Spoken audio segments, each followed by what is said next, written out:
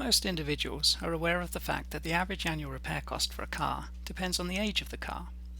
A researcher is interested in finding out whether the variance of the annual repair costs also increases with the age of the car.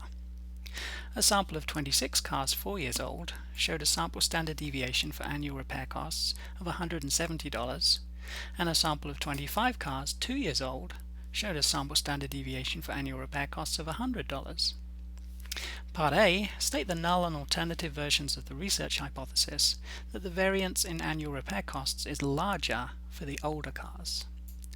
So therefore we want to put the null hypothesis as sigma 1 squared less than or equal to sigma 2 squared, so that the alternative hypothesis is the research hypothesis, which says sigma 1 squared, the variance of the older cars, is greater than sigma 2 squared, the variance of the newer cars.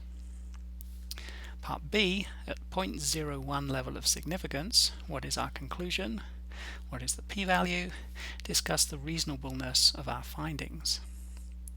So first we calculate the F statistic, which is simply the ratio of the sample variances. That comes to 2.89.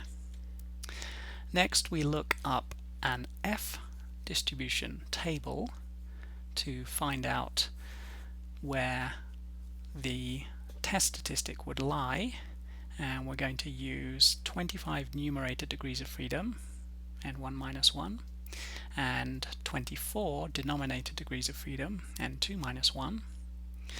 So if we look up the F table with 25 numerator degrees of freedom and 24 denominator degrees of freedom, we find that the 99th percentile of that distribution is 2.64, and we note that the F statistic 2.89 is slightly larger than that 99th percentile.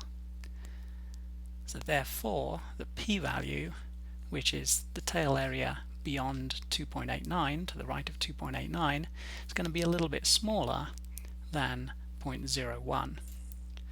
So since the p-value is smaller than our significance level, which is 0.01 in this case, we reject the null in favor of the alternative. So there is evidence that the variance in repair costs is larger for older cars. And that seems reasonable given that older cars will tend to have higher repair costs.